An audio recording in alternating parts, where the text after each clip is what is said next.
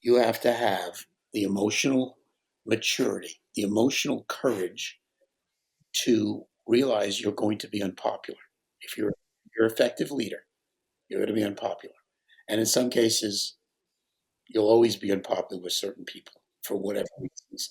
And you have to live with that because you have to make the changes that the organization needs to be successful and to feel good about itself. Welcome to Vibecast, the podcast that dives deep into the heartbeat of workplace culture. I'm your host, Kristi. Join me in conversations with extraordinary leaders as we unravel their experiences, both positive and negative, that have impacted workplace culture. This podcast is more than storytelling. It's about actionable insights. Are you ready to transform the vibe at your workplace? Let's go. Today, I got to sit down and chat with Peter Cuneo. Peter is an American businessman and recognized leader in strategic and financial turnarounds. You may have heard his name for his amazing work at Clairol, Black & Decker, Remington, and Marvel Entertainment. Since 1983, he has completed 7 turnarounds of distressed branded businesses in the global media and consumer product sectors. From 1999 to 2009, Peter played a lead role in the turnaround of Marvel Entertainment, Inc. As president and CEO, he led Marvel post-bankruptcy to a prominent position in the entertainment industry. He then served as vice chairman of the board, providing active strategic leadership as Marvel continued to grow into one of the world's leading entertainment brands. This culminated in a $4.5 billion sale to Disney at the end of 2009. Forbes magazine and Business Insider have called Peter one of the best turnaround CEOs in America. And today, he and I chatted about all of this.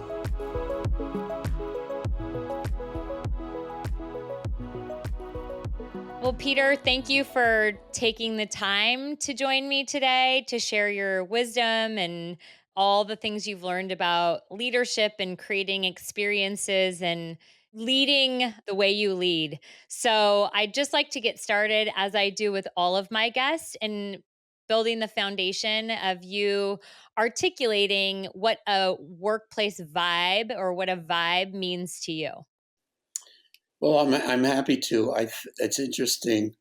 I might use the word culture as opposed to vibe, or vibe is part of culture. As you know, Kristi, I've done business turnarounds trying to save companies that were deeply in trouble. And luckily, they've all worked out.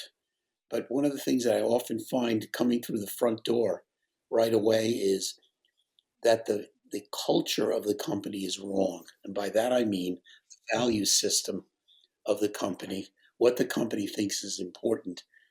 And I think of culture as two ways. The first would be, I think, what you're referring to as vibe. Okay. And that is simply, how are we going to work with each other? How are we going to treat each other, in the company? What values are important to us in that regard? And also, though, extending that, how are we going to treat people that outside the company that are important to us, particularly? So we might have customers, we might have investors, we might have suppliers, and so on, that we work with on a regular basis that are important to our success. So how do we view people and what have you? And I think that's what you're referring to by vibe. That's half my definition of culture. The second part of my culture, and tell me if you think this is part of vibe as well, great, is what is it important for us to be good at to be successful in the company? Okay, what matters? What do we have to do well? If, for example, I'll just take, I don't know, a company that sells to retailers, product that goes on shelves. Well, by definition, new products every year will be important. Well, if in the company we don't value new products, or we don't take them very seriously, or we don't put our best people on new products, or we don't talk to consumers about our ideas, then obviously the culture is wrong. And I'm talking about new products, but I could give you lots of stories about different things, amazing customer relations, et cetera, is another one that I usually found to be bankrupt in a sense. Maybe the company wasn't financially bankrupt, but the culture, the vibe. And I will tell you that the vibe was bankrupt in all 7 of the turnarounds I did. So, how did you identify that so early on? Right. So, I think what I heard you say is like you went in and the culture was bad or off. Right. So, one, how did you know that that was even important to assess in the first place? Right. What kind of a defining moment in your life maybe that made you say, like, hey, this is important in order for this company to be successful? And then, how did you assess whether it was good or bad when you walked into those turnaround Sure, situations? sure. I think, and I will say, I think culture is something that people, leaders, particularly poor leaders, but even sometimes quality leaders, don't really grasp how important that day-to-day value system. It's in the air. It is not something you say necessarily. Sometimes, yes, but it's in the air all the time, and it's very important. And so, I think understanding the vibe, the culture, really comes my valuing that or feeling it's important comes with my background, starting from when I was actually how I was raised. I was always raised in situations that were multi diverse, whether it was when I was young, whether it was in my professional career experiences, whether it was just at any time in my life. I traveled a lot, which gave me exposure to a diversity of people and thinking and so on. My father, when I was very young, was called up. He's a Navy officer out in the reserves, called up to go to the Korean War. We lived in 2 years in 4 different places. Pensacola, Florida. I was very young at this time. Then I'm Bremerton, Washington, taking an aircraft carrier out of mothballs. Then San Diego, of course, very big Navy base and area. And then the Philadelphia Naval Shipyard. And even as a young person, I could tell there were differences, cultural differences in the different areas of the country.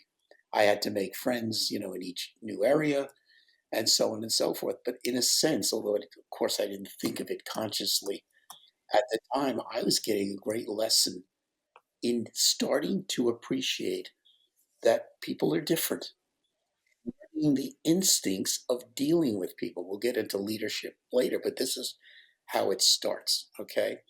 And so even then, I didn't think of it as a vibe, but I could see the vibe culturally, was different, and that extended through in high school. I went to public high school in New York City. I had 4,000 students in my class, meaning in the school, 1,000 in my class, a complete melting pot of colors, religions, ethnic backgrounds, whatever, and we all got along. Then later on in college, I was in the Navy. I'm a Vietnam veteran. I was an officer in the Navy. I did 2 tours in Vietnam, so there was all of that exposure. All the different people on my ship. We had 300 sailors, 20 officers, everyone different backgrounds. Had to work together to be successful, to survive. Had to work together. No one person could do it alone. That's a great experience. I don't recommend a war or combat on anybody. I'm anti-war, but I was very naive back then. But I thought it'd be a big adventure. I know it sounds crazy, but it was an adventure, but not in the way that I anticipated. But and so on. And so in my career, I've every turnaround was in a different industry. So I didn't know a lot of these industries when I first went into them, which was a benefit because you could see the craziness. At Marvel, it was very clear. It wasn't so much Marvel's culture, but in this case, Marvel was affected by the culture of the motion picture industry, which was, in many cases, completely crazy and made no sense. And then making comic books, publishing comic books, similarly, things made no sense. So one of the reasons Marvel was so successful, and I became the CEO right after the company came out of bankruptcy, is because we changed the rules of the game. That became our culture. We're not going to do things the way other people do, and the rest is history. And that was the reason Marvel was so successful. Yes, we made very good films, we made very good comic books, but in the end, it was all about the value system and not doing it the way other people did it. And So, what was it that you did, or how did you get people to rally around this idea of doing it differently? Because I sometimes think there's something that holds people back, even some great leaders that I've worked with, from going first, right? And kind of stepping outside of what's normal. I'll put it in air quotes, right? Normal or traditional, and what's been proven to work before, and trying something new. So what was kind of your secret sauce, if you will, to rally the troops around getting excited about doing something different? And this goes for all your turnarounds. right, exactly. Well, I think it comes down to, again, changing the culture. And you can change the culture. You could try to change the culture by just talking about our new culture is this. That will not work. The way you change the culture is, yes, you can espouse those things, but your leadership, the way you lead, has to reflect that culture. Okay. Otherwise, no one will change. And in my case, in turnarounds, which are extreme situations, actually, I had to look for people that I thought could adapt. Change is very scary for human beings, even good change. I've had people, I said, I have great news for you, Kristi. You're going to be a senior vice president. We're moving you to that corner office. We're going to pay you 25% more. We're giving you a company car. And congratulations, you're doing a great job. And I've had people say to me, I don't want the job because they didn't want the added responsibility. Most people don't aspire to leadership for a simple reason. They know that they're going to be unpopular because to do the job right, they're going to have to make change. And they don't want to upset people. It's just not in their makeup. And I understand that. And that's fine. Maybe they're sane and I'm one that's not sane. It doesn't bother me that much. Maybe it should. I don't mean that you have to be mean or abuse people in any way. That's not what I'm talking about. You're going to have to make change, and some people will be upset. So in changing culture, after a while, it takes time. You don't change a culture, even in 6 months, a multinational company, you have all the subcultures overseas that you have to change as well if they're not right. So it doesn't happen in 3 months or 6 months. You have to work at it. And you have to demonstrate with the way you lead the company what you're talking about. It's so, unfortunately, there's always some people who just can't make the trip and they have to go. But you want to give everybody a chance.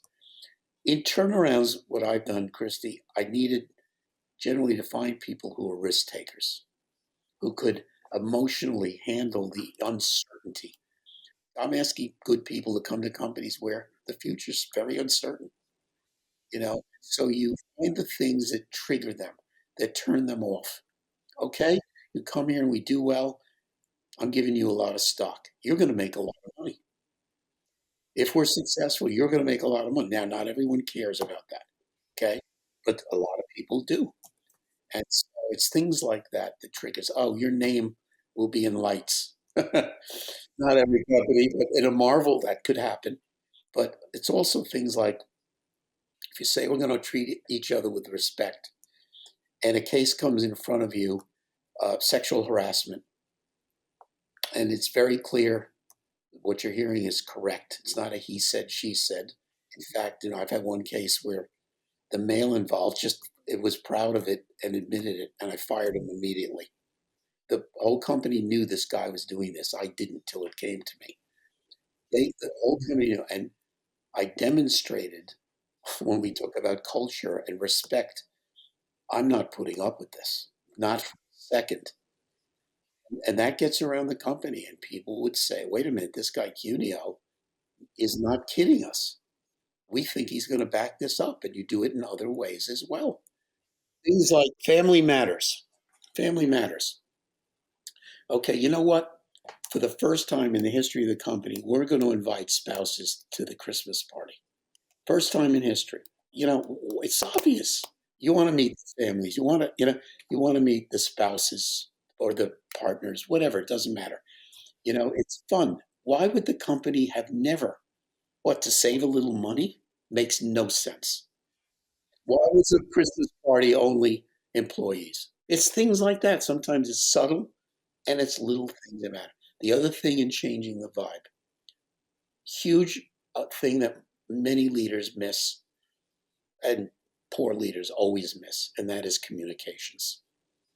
You must be communicating with the organization on a regular basis, formally and informally. I would have a pizza party every week and invite 10 people into the conference room with me, and we'd have pizza and talk about the business. These people were from every function at every level, and sometimes they didn't even know each other. And they could ask me questions, and I would answer honestly. Sometimes the answers weren't great, particularly when I got there early on. But you know what? I knew when they left the room, they were going to be calling people all around the world. You know what Peter said? I just had lunch with Peter. You know what and that's okay. That's okay. But even informal, walking around, how's it going? Where are you from? Really? Yeah. Do you have kids? Yeah. How they doing? I know Brooklyn. I didn't grow up in Brooklyn. I grew up in Queens. But yeah, it's those things. It's not be a king. Bring every meeting's in your office. Everyone comes to your office. No, get out there and learn about what people are thinking, what their stresses are, what they think about their jobs. It's very important. And communicate regularly, formally, and informally. And communicate the same things. Poor leaders basically only communicate whatever the last person that spoke to them said. Really, it's amazing. And it can change from one day to the next. With the And wind. Yeah. yeah, and you think that doesn't sow stress, uncertainty in the organization? Of course it does. Oh, Peter told me this, but last week he told me the opposite. What's going on? So communications, a lost art in many cases that people need. Great leaders are very good at. Okay, so you worked at these massive organizations, right? Publicly traded organizations that had a board, and I have to assume very concerned with meeting shareholder demands and financial results and whatnot. And a lot of times, what I hear is, "Well, I can't put an ROI on." You name it, right? Whatever they're trying to do that creates the vibe or the culture. And it might be viewed by some in an organization or at the board level or what have you as not creating the ROI for the amount, maybe not just money investment, but time investment of somebody in a big role, because the time somebody takes in a role is also equated to money at some point in time on a balance sheet, right? So, how were you able to either convince or show or prove that it was worth that? It's really interesting because I've never had a lot of pushback on this, Kristi, because I didn't go to the boards and say, here's what I'm going to do and what it'll cost. I just did it. And typically, by the way, the costs are not large. They really are not large. And I believe with the right vibe, you get so much more productivity from the organization. They're excited to come to work every day, and they work twice as hard because they're motivated and happy. It's just so obvious. Anybody. So unless you're proposing something catastrophic in terms of cost or whatever, you shouldn't hear any pushback on these things. That's ridiculous. Yeah, that's from 50 years ago. No, no. The answer is no. You're just not as a leader. Just do it, Just do right? it. Yeah, get out there, do what feels natural, do what feels what you feel in your gut, right? Yeah, 10 boxes of pizza cost me what, $100? Come on. Oh yeah, we had some salad and some drinks. Sorry, $200. Or having people go get some training on sexual harassment, and sometimes the issues are tricky. That doesn't cost much. Come on. Or whatever. There's no. And by the way, I didn't ever hire a VP for whatever title you want to give it for these things. I did it myself, and it was easy. It was easy, and then people do it. They repeat it, and they don't even know they're repeating it. And so it's really all part of the turnaround. In my case, turnaround leadership process. So you did a pretty Marvel was an amazing turnaround, but even prior to that at Remington Products, you did I listened to you be interviewed by Guy Raz on his podcast, and just such an incredible story. So I was hoping you could share some of that when it comes to turnaround and as it relates to communication, because I think in that case you got out there, you were on the front lines, you were understanding what was happening globally in order to turn that around, and talking to people and really getting to know them, the products, and the customers and what they wanted in the different markets. Would you share some of that, of what you did as it relates to the people and the customers and the experiences that you were creating in order to turn that around? Yeah, I think you look. I think it's very important for leaders to have some sense of what the people that work for them, what their daily challenges are just from their jobs. You don't have to be an expert. You can't necessarily do what the IT person. I couldn't. The IT person does, but I would chat and talk about what their daily life was like and get some sense of it. Okay, rather than being basically having a wall up between you and the rest of the employees. I always wanted. I ask a lot of questions. I'm fundamentally very inquisitive. I don't know where that came from. I don't think I was born with it. I don't think you're born with something. Something happened where I got, again, going back maybe to just literal when I was very young, going around the country and seeing all these differences. So I do like to ask questions and learn from other people. And because in many cases I'm going into situations where I don't know the industry, I have to ask questions. It's just creating circumstances. I travel a lot, particularly when it was multinational. I had no problems traveling. In fact, I enjoyed the travel, frankly. Some people don't like to travel, which if you're in a multinational situation, I don't know how you can't travel.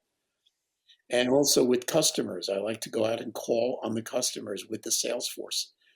Not every customer, it's impossible, but the biggest ones. I had a situation in one, I'm not going to mention which company it was, it doesn't matter. Our biggest customer was Walmart.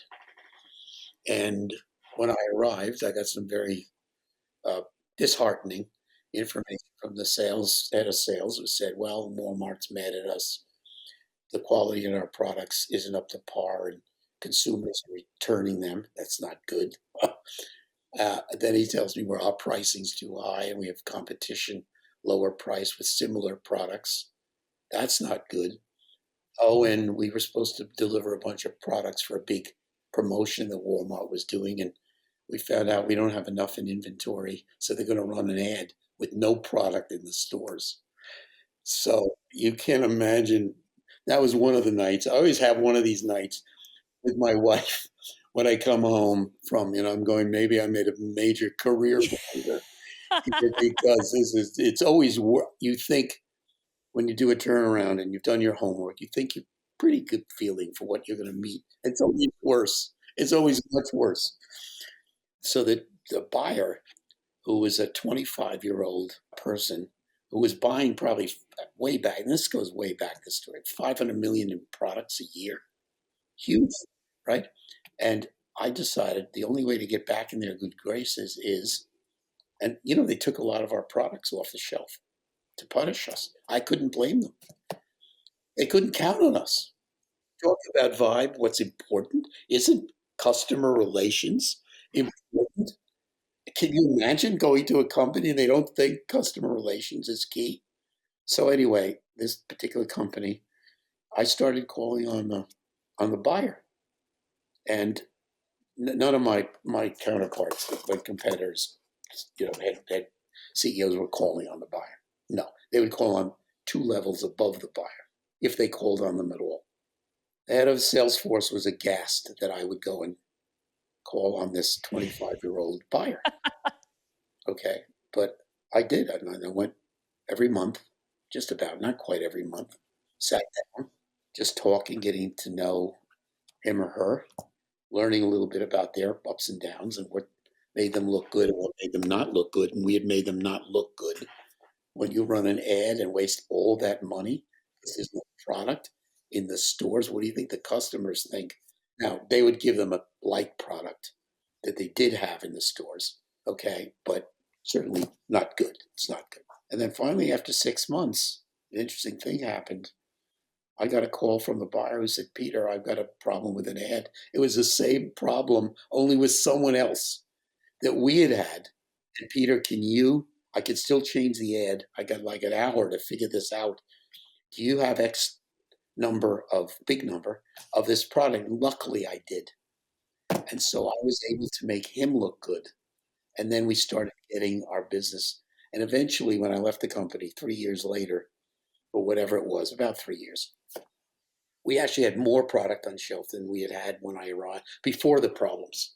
But it's an example of and it could have been other people. It doesn't have to be the CEO. But leaders have to get out there. They have to understand. I really understood what it was like to be a buyer at Walmart after that 6 months. Stuff never occurred to me. How they get graded, what their bosses look at, what are the numbers that matter. All of these things I didn't. I knew a little, of course. Not that I could do this person's job, of course not. But I understood, what made their day good and what made their day bad. And then how you can support them from the other side, right? To create that relationship and to show care and concern that, like, I care about your job and making the end result is selling product for both of us. Right. Yeah. And so, look, some of the sales force were unhappy with me. They felt I made them look bad by going to see the buyer.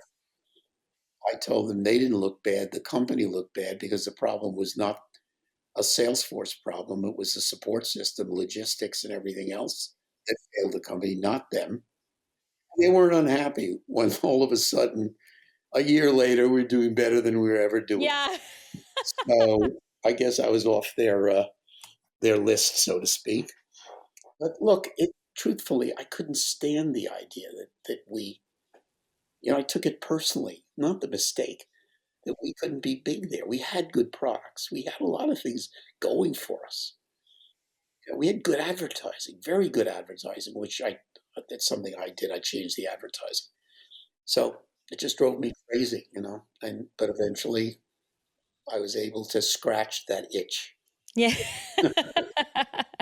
So, in all of your experience, you have collected and created these 32 superhero leadership essentials, right? And I think you started with a smaller list and you've added to it over time. And so, I wanted to put some focus on that. And what inspired you to create these 32? How did you decide on the 32? I'd just like to know a little bit more and kind of focus in there. So there's a story behind this. This is now over 20 years ago. Not probably, I think I can tell you, it's 4 years ago. I was CEO of Marvel. We were starting to do really well. And can I just go off your question just for 10 seconds? Of course. Very Yes. important for me to point out, and for people watching or listening, you know, you can't be successful as a leader without having great people working for you that make you look good. It's very, very important. So I'm telling these stories, and I want to make sure, though, that everybody who's involved here understands that you can only have a big success with great people supporting you and working for you. I don't mean to make these stories just about me, and I want to make sure I mention that. It's very, very important. A lot of good people made me look good in my career, even when I made mistakes. And I'm human. I made my share. So I just wanted to point that out.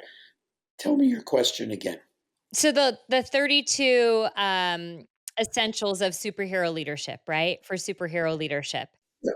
Okay. Yep. So it was about 25 years ago. I was CEO of Marvel. We were starting to do very well, as I said. And a group called me up with a big audience, a couple hundred people, said, Peter, would you give our group a speech on leadership for an hour? And surprisingly, even at my advanced age at that point, I'd actually not given a lot of thought to my own leadership what had worked for me, what hadn't worked for me. And I was on a nonstop flight to China. I think it was 11 hours. It was before I gave the talk. And I was getting very nervous about what am I going to say about leadership? And I sort of went into a trance on this flight. And I think it was like 9 hours. I didn't eat, I didn't do anything. I was just going through my entire life from early age. What did I learn? What did I learn from this? And at the time, I ended up with 28 essentials for what I call turnaround leadership. Now it's superhero leadership. And over the years, I've been doing speeches now for all that time. And I have a big speech coming at Stanford, actually. 500 people, they tell me, will be in the audience. But I've done these all around the world, and I do fireside chats as well. I do all these things. And so I've added four in the last 25 or 24 years. So it's now 32 essentials, but I'm now adding another one. So it'll be 33. Oh, And okay. you know what? You never stop learning. At any age, we can all learn about leadership. And I just came up with another one that actually someone jogged my thinking on. I can't take full credit here. It was someone else that said something to me, and I thought, wow, they're so right. And so I'm putting that in the list. And I've been using this list all this time. And now I have a website and a podcast. I'm starting season 2 of Peter Cuneo's Superhero Leadership Podcast. If anyone wants to check in with season 1, we have 8 interviews with super leaders. And just go to petercuneo.com. I'll make sure to link it in the show notes too. Thank you. And you'll see the 32, soon to be 33, if you will, essentials for superhero leadership. Are you willing to share 33 or are you waiting for a big release for that? No, it's a big release. I All can't right. share it. That's a big secret. We can't have a little taste. All No. right. All right. So, That's but in a 1 hour speech, I could cover only 4, maybe 5, most. But for the audience, listen, they're one-liners. You can read the entire list in 7 minutes, maybe less.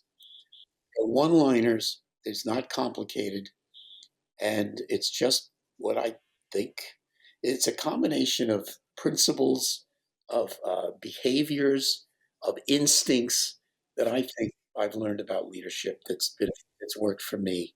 I'm 7 for 7 on turnarounds, and all these lessons came going all the way back to when I was young, and then high school, and then college, and then business school, and then the Navy, and working in a factory, and all these different things that I lived through. I've been an adventurer. I didn't know it till maybe 10 years ago when I really looked back.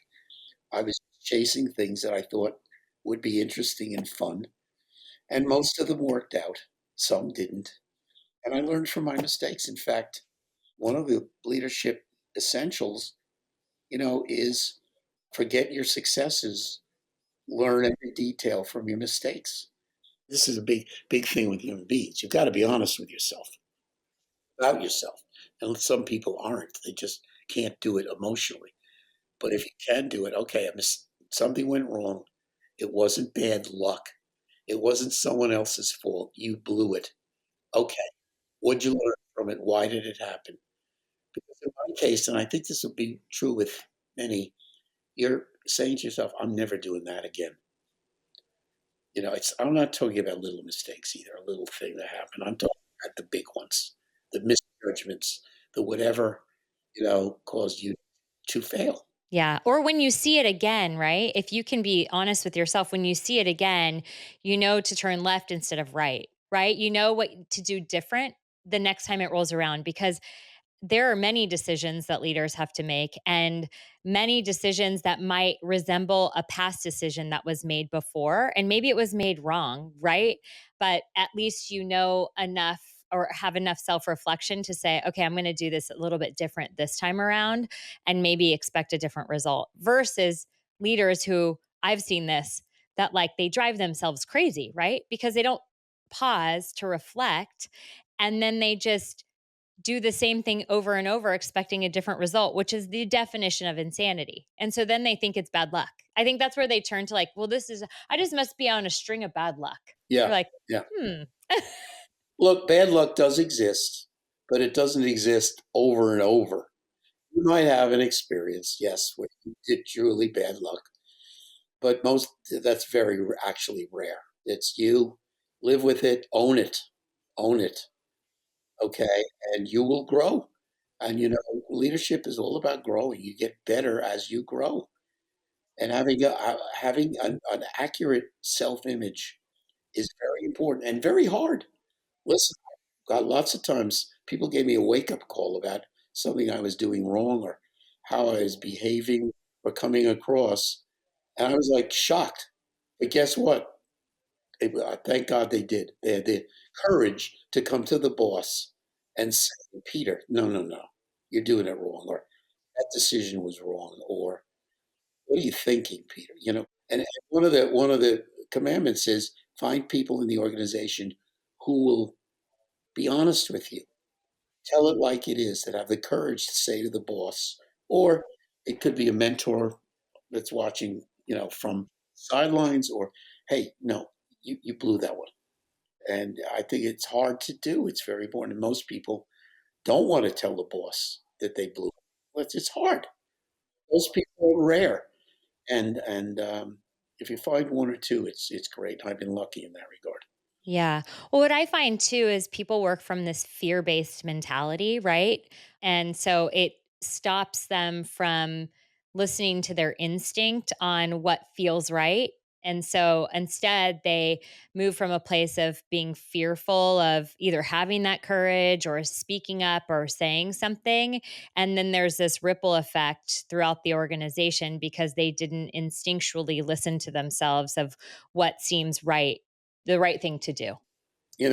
People will say to me in Q&A on these presentations, okay, we covered three or four or five of these essentials, if you will. What's the one though that's the hardest to attain? That's a common question. Happens to be number 18. I even know the number. And it's the one that simply says you have to have the emotional maturity, the emotional courage to realize you're going to be unpopular. If you're an effective leader, you're going to be unpopular. And in some cases, you'll always be unpopular with certain people for whatever reasons. And you have to live with that because you have to make the changes that the organization needs to be successful and to feel good about itself. Okay. And there will be people who just don't agree with you or don't like you or who knows what the reason is. And you've got to be comfortable with that. If you are, you're in the minority of human beings. And I'm not knocking the majority at all. I mean, I often say to people, there's something a little wrong with me. It isn't that I don't care. I do care, of course. I don't dwell on it. I don't dwell. Well, you can see beyond it or past it, right? You know that there's like a bigger, whether it be like a bigger meaning or it's more aligned with what's, interesting and fun to you or, something beyond just like being liked. But you're right. There is a desire to be liked and popular to some degree among people because they feel like that keeps relationships. But I think what keeps relationships is honesty. And sometimes that's unpopular. Very good point. Very well taken. So, how do you see or how do you think workplace culture and leadership will like evolve? So, you've had this vast experience, right? And you've seen different decades of leadership over time and how things are evolving in this kind of new marketplace, I'll call it. So, how do you think workplace culture and leadership will evolve in the next kind of 5 to 10 years? Like, what are there things that you see standing out the most? You said, the number 18 on the leadership essentials. Is there anything else that you kind of see shifting and changing that's being called out to you that would be important for leaders to pay attention to? Well, first of all, I think we need more leaders. You need more good leaders. And part of the issues we're facing is that young people, defining young as 30 and under, are not learning leadership. And why is it and what can they do? And I do have on the petercuneo.com, you can see a list of things that I recommend why I think young people are not learning leadership. But it really comes down to very simply the way you learn. Leadership is a set of instincts about how to react to other people. You learn it the only way you really learn leadership. And you can listen to me talk, and that's fine. And hopefully you'll remember something of the essentials. But basically, the only way you learn leadership is personal experience with face to face interactions with other human beings. Face to face, where you can talk, but you also see the body language. For me, body language is 50% of the communications particularly when I'm one on one with someone. And no offense to Zoom calls or cell phones, you can't tell much about body language that way. You have to see people, and the more diverse those experiences are, those relationships are, diverse people, diverse professionally, different profession, diverse personally, geographically diverse. All of that, the more diversity you can have, the more wisdom you gain. And it's not even, in many cases, conscious. When I talk to leaders, I'll ask a question about what did you think when you boom, and they're going, I never thought about it. It's just a reaction. It's instinct that they have learned by trial and error in some cases through those kinds of experiences. Today, young people are not getting face to face. Okay, they are on a Zoom call, they're on a phone, stuff that's people say on a cell they'd never say to your face. You know what I'm getting at here. And we have a frivolous celebrity culture. Young people are looking at somebody, what they had for breakfast. People should even be a celebrity. Okay, and that's a big deal. No, it's not a big deal. It's silly. It's silly. Okay, we have over parenting. Parents are now scheduling their kids. Here's school. Here's your friends. Here's what instrument you want to learn to play. Here's what sports you'll play. You know, no, let kids make some decisions. Let your children fail. Hard to, I know, tough. When I first started saying this 5 years ago at these speeches, the audience, 200 people going, no way. They're shaking their heads back and forth in unison. No way. And when I explain what I'm talking about, and then I would say, your 4 or 5-year-old could start to learn leadership. They go, no way. When I explain, all of a sudden they're nodding. We could talk for hours on this subject, but the point is that you have to let your kids fail. Let them make some decisions for themselves. They will not have a nervous breakdown over some decision they made. They won't. The way people learn leadership, the way we all, if you will, prosper or survive in life, it's really actually simple. We dress it up with a lot of detailed stuff, but it comes down to this. We as human beings have to learn our strengths and our weaknesses. And with the weaknesses, it's simple. Avoid or work to get better if that's appropriate. No problem. The kids today don't know their weaknesses. They don't learn their weaknesses. And if they don't make the elite lacrosse team, it's the coach's fault. If they got a bad grade in school, it's the teacher's fault. Well, maybe it is the teacher's fault. But guess what? There'll be times where you get the short end of the stick and it has nothing to do with you. Get used to it. Human beings, that happens. And it'll happen many times in your life. Live with it. But that's not happening. What I hear from CEOs and other C-suite people that I talk to, Kristi, on a regular basis is three things. Get boiled down with new college grads. We tend to talk about. One, they have no social skills. They won't look at you in the eye sometimes. Okay? They're afraid to express themselves in a meeting. They're afraid they'll be disliked or say something wrong. And they've never had that experience before. So crazy, right? Get ready for this one. They're not thin skinned, they have no skin. Because again, they've never had to develop any skin because they never had any failures. Well meaning parents are over parenting because they believe their kids should never have a negative thought about themselves, that's a bad thing. It's not a bad thing. It's how we survive. Okay? And finally, the third thing, they have no work ethic.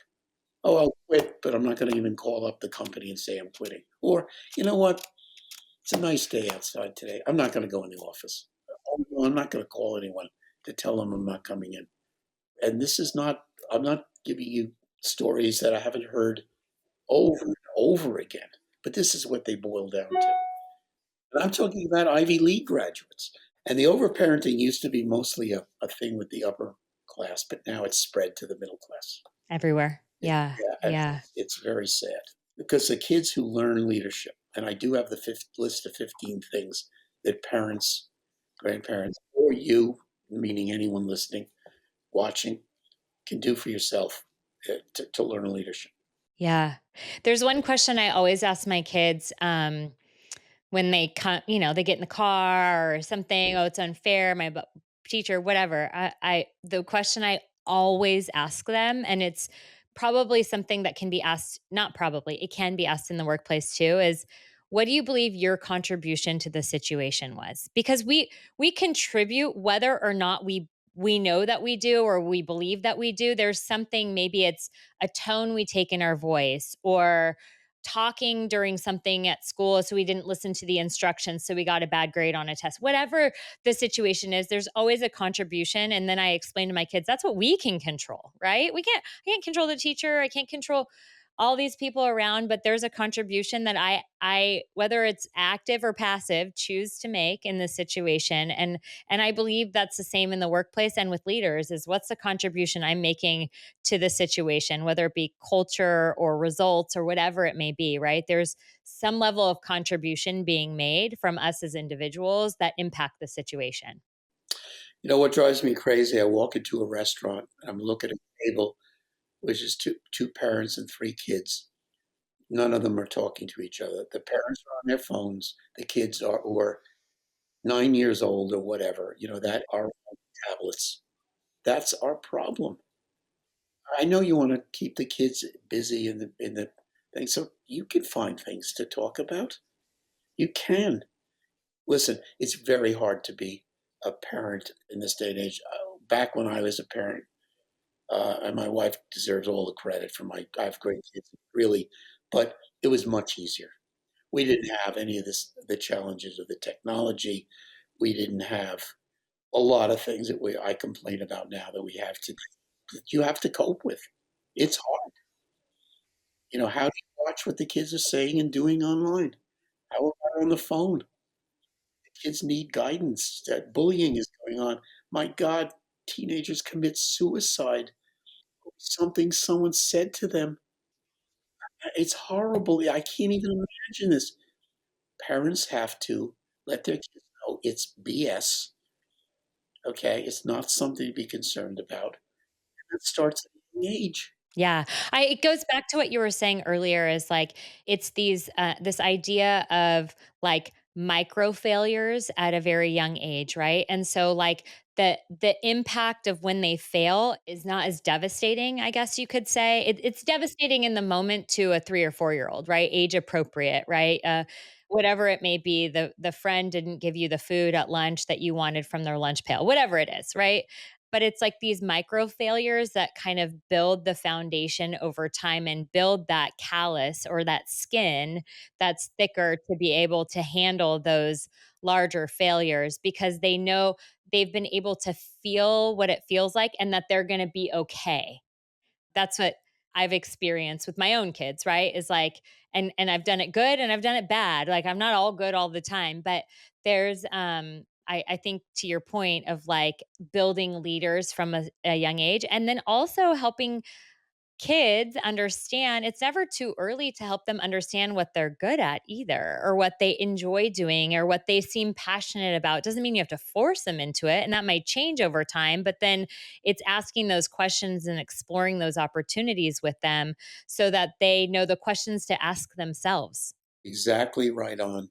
And so they're not afraid to make decisions. They're not afraid to fail. Okay, so something went wrong. Okay, what happened? What can you do to change Right, in the future? right, I think right. It's not so just asking devastating. what did you Yeah. contribute is a great concept. I really Yeah, yeah. It wrote it just at down. least gets the I have my little conversation book started. here, and I just wrote it down. I'll Oh, probably use amazing. it, Kristi, but if you don't mind. I need your Amazing. your permission to let me use that. Okay. Absolutely, absolutely. All right, so we've talked about a lot of things, a lot of incredible things that people can go start doing now, right? Depending on the situation that they're in. But I want to comment on one thing too. You said, being in person with somebody, looking them in the eye, and your very first essential is generate positive energy from minute one. So there's been this theme, I guess, in my life over the last couple weeks of like energy, like the energy that people have. And I think that's really, really hard to feel when you're over Zoom is that energy. And somebody once told me, like, your energy radiates 8 feet. I'm not a scientist, so I don't know if that's true or not, but it sounded good to me. And I feel it, right? Like, I feel it when my kids come home. I feel it when I'm around friends, good or bad. You feel energy when you're in person with somebody. And I think that we miss some of those cues because we don't feel the energy when we're over Zoom. And the energy comes from that body language, but it also comes from just like being in close proximity to somebody. And it's hard to feel with most over, a virtual session. So anyways, I just wanted to comment on that because it's been such a theme in my life over the last couple of weeks. And it's so important to be reminded that there's benefit to being with people and not just somebody thinking like they're forcing me to go to an office. There's like the benefits that you get and you will receive will be amazing if you just let it be. Right. Well, I think if there's one thing to start tomorrow, it's a combination of one, what you said, show energy in everything that you're doing.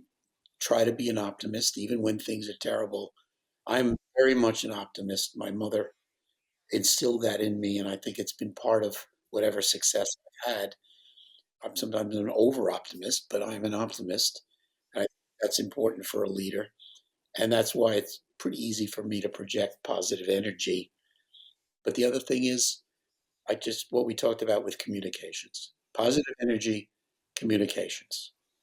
Okay. Because if you communicate face to face, and particularly sometimes, yeah, you got to get on a Zoom call with 500 people overseas. Okay. You have no choice. That's fine. Better than nothing, you know, but face to face stuff really matters, and you can project your energy, and it does influence people. The leader's there and the leader's optimistic. Okay, that's better than the leader being pessimistic. The other thing, a warning, this is another one of the essentials, is I don't dwell on past mistakes. That's also on the 32 essentials. Dwelling on past mistakes just generates negative energy. We can learn maybe from past mistakes that were made by the organization, but 95% of my mental energy is spent thinking about the current situation and the future.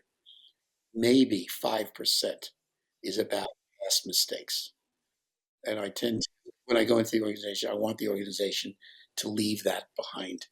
I don't care who did what. I really don't care anymore. Yeah, it's like, what are we going to do now? Well, thank you for sharing your wisdom, your insight.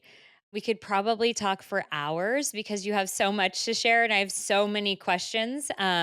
But there's many ways for people to find you. I'll make sure to link all of those ways in the show notes. And I just really appreciate you taking the time and energy to share some of that with us today. So thank you very much. Thanks, Chrissy. And again, I have to plug Superhero Leadership with Peter Cuneo, Cuneo, and petercuneo.com. And for anybody that's interested. And thanks so much, Christy. And you do project, even on a Zoom, a lot of Oh, energy, a lot of positive energy. awesome. Yeah, so you're overcoming that. That's something special's happening. You're over the wires here. Your data is flowing to me, and it really worked well. Amazing. Well, Thanks. thank you for that. I appreciate that. You're the exception, really.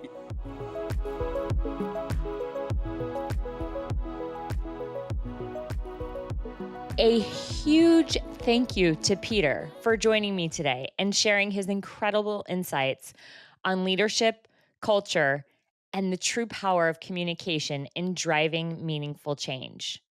From turning around companies like Marvel and Remington to developing his 32 essentials of superhero leadership, Peter reminded us that true leadership starts with self-awareness, emotional courage, and a deep understanding of the people you serve, both employees and customers. So, some key takeaways for me: culture is the foundation of any successful organization. Leadership is a lifelong learning journey. Boy, do I know that. And building strong, genuine relationships is essential in life. Investing in workplace culture doesn't always require big resources. I can't say this enough. I think I'm preaching over and over on this. It's those micro moments, the small, consistent efforts that bring the highest returns. And of course, positive energy, resilience, and face to face connections are super important. Don't forget, being in person with people is priceless. So until next time, stay curious, stay courageous, and keep vibing, my friends. If this episode inspired you and you want to see how you can take the next step to creating a better vibe within your organization, I'd love for you to download our complimentary 75 Vibes worksheet. This is a simple tool to create a habit and mindset around creating great vibes in work and life. The best part, it's simple and it works.